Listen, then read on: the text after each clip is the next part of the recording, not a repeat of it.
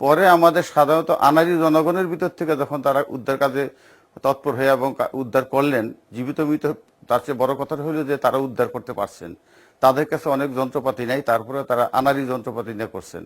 এই বিষয়টা আমাকে আসলে এখন প্রশ্নবিদ্ধ করতেছে যে আসলে যে আমাদের যারা এই বিভিন্ন উদ্ধার কাজে বিভিন্ন দায়িত্বশীল যে ব্যক্তিবর্গরা আছে তাদের দায়িত্বহীনতা আমার কাছে সবচেয়ে বড় মনে হচ্ছে। কারণ কালকে যেটা মনে হয়েছিল যে প্রথম দিকে যেটা আমার ধারণা যে তাদের যন্ত্রপাতি সব ঠিকঠাক আছে এবং তারপরে তারা যেতে পারবে, উদ্ধার করতে পারবে, কিন্তু কিছু বলার পরেও তারা করতে পারেননি। কিন্তু তারপরে পর মুহূর্তে যখন আবার উদ্ধার করতে পারলো কারা? সাধারণ জনগণ, যারা দায়িত্বপ্রাপ্ত না, যাদের উদ্ধার কাজে যন্ত্রপাতি নাই, এমনকি অভিজ্ঞতাও নাই। এদিক থেকে যেটা এখন আমাদের মনে হচ্ছে যে আমাদের যে বিভিন্ন দুর্যোগ ব্যবস্থাপনায় যে সমস্ত দায়িত্বশীল ব্যক্তিরা, তাদের দায়িত্বহীনতা এবং তাদের যে দায়িত্ব জ্ঞান সেটাকে আরো পাকাপোক্ত করতে হবে। তার চেয়ে সবচেয়ে বড় কথা হইলো তাদের যন্ত্রপাতি আদৌ যথেষ্ট আছে কিনা বা সেটা তারা ব্যবহার করতে জানি কিনা টাইমলি, এগুলো কিন্তু একটা প্রশ্ন দেখা দিচ্ছে। কারণ ওখানে যে গভীর, কেউ কেউ বলতেছে 600 ফিট, কেউ বলতেছে 400 ফিট, কেউ বলতেছে 200।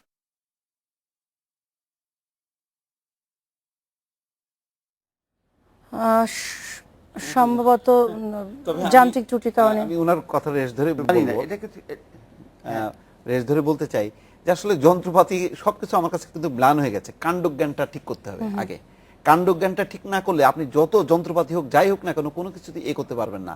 কখন কোন সময় কোন পদক্ষেপ নিতে হবে, কিভাবে পদক্ষেপগুলো হবে সেইটা যদি নির্ধারণ করার মতন যদি যোগ্যতা দক্ষতা না থাকে, বিবেক বা কাণ্ডজ্ঞান না থাকে, তাহলে কোনো কিছুতেই যন্ত্রপাতি দিয়ে কাজ হবে না। কিন্তু দুর্যোগে বা এই ধরনের সমস্যা আপনি দেখেন যে এইভাবে উদ্ধার তৎপরতা, এটা কোনো বিশ্বে কোথাও এই ধরনের একটা ডিজাস্টার ঘটনার পরে হাজার হাজার মানুষ একটা জায়গায় হুমড়ি খেয়ে পড়ে।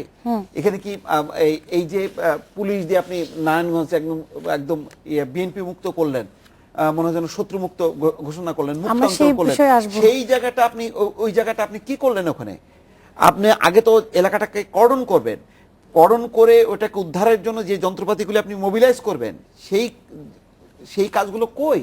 আমরা সেগুলো তো দেখলাম না।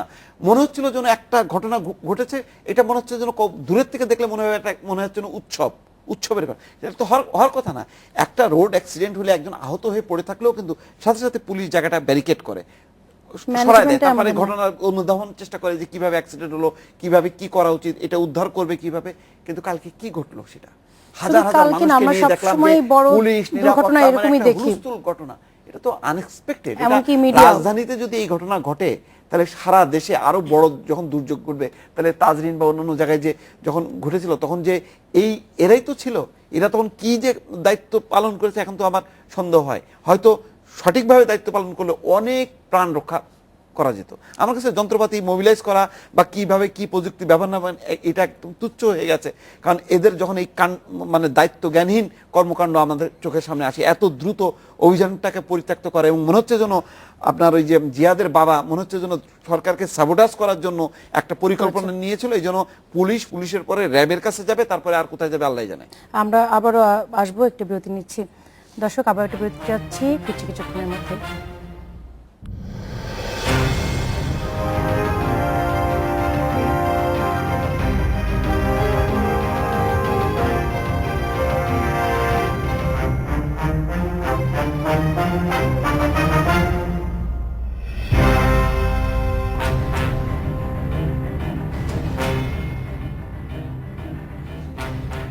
বিরতি পর আবার ফিরলাম, দেখছেন বাংলাদেশ এখন। আমাদের সাথে ছিলেন ঢাকা বিশ্ববিদ্যালয়ের ভূগোল ও পরিবেশ বিদ্যা বিভাগের অধ্যাপক একিউম মাহবুব। তার কাছে আবার আমরা যাচ্ছি।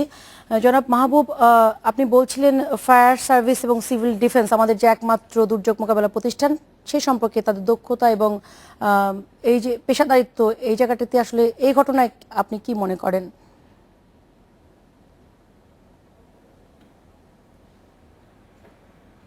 দেখুন, আমার কাছে যেটা মনে হচ্ছে যে আসলে যে আমাদের যে কোনো একটা উদ্ধার কাজে যথেষ্ট যন্ত্রপাতি থাকা দরকার এবং সেই যন্ত্রপাতি চালানোর মতো অভিজ্ঞতা এবং সাহসও থাকা দরকার।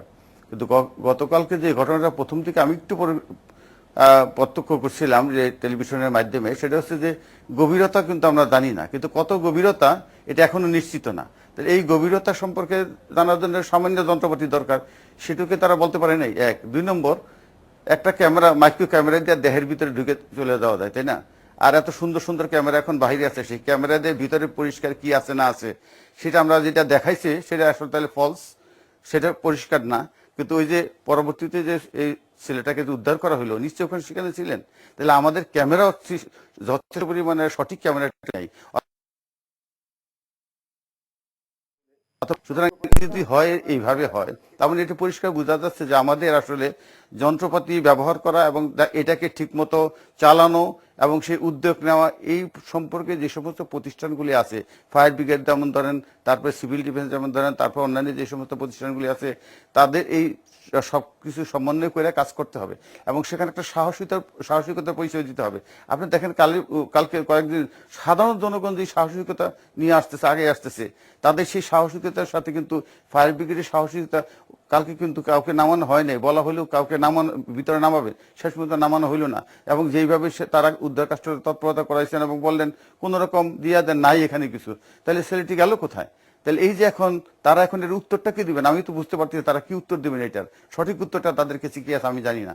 এবং সেখানে তাদের উচিত ছিল এখন একটা ব্যাখ্যা দেওয়া যে আসলে কি ঘটনাটা।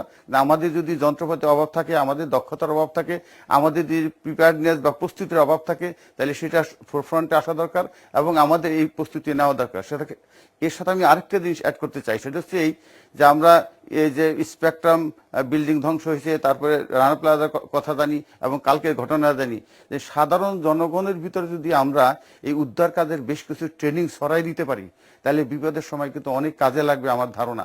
ইনফ্যাক্ট বাংলাদেশে যে বড় বড় দুর্যোগ আপনি দেখেন, প্রতিবেশীরাই, আত্মীয় স্বজনরাই, পাশে যারা থাকে তারাই কিন্তু উদ্ধার কাজে চলে আসে এবং তাদের এই ট্রেনিংটা অত্যন্ত জরুরি। এখন বিভিন্ন ধরনের, সে ফায়ার ব্রিগেডের কথা বলেন, উদ্ধার কাজের কথা বলেন, অথবা কি বলেন এটা কোনো পানিতে উঠবার সেখান থেকে বলেন, এই সমস্ত কাজে জনগণকে লার্জ স্কেলে প্রতিষ্ঠান ভিত্তিক বা স্পোরাডিক যেভাবেই হোক ট্রেনিং দেওয়া দরকার। কারণ যে কোনো বিপদের সময়, বড় ধরনের বিপদের সময় যখন আমরা দেখি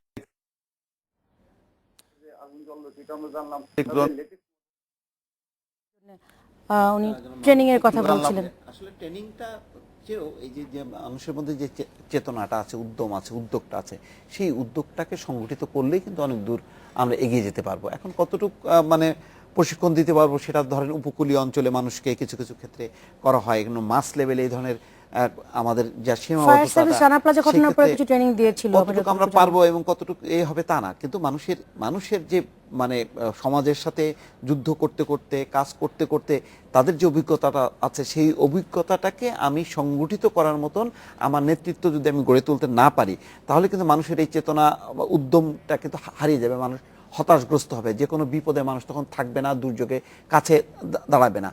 সরকারের দায়িত্ব হলো, রাজনৈতিক নেতৃত্বের মানে কাজটা হলো মানুষের এই উদ্যোগকে সংগঠিত করা, সেটাকে যাতে যে কোনো দুর্যোগ মোকাবেলায় কাজে লাগানো যায়, সেইটাই তো আমরা দেখছি না। আমরা এই আচরণের আমরা নিন্দা করছি কেন?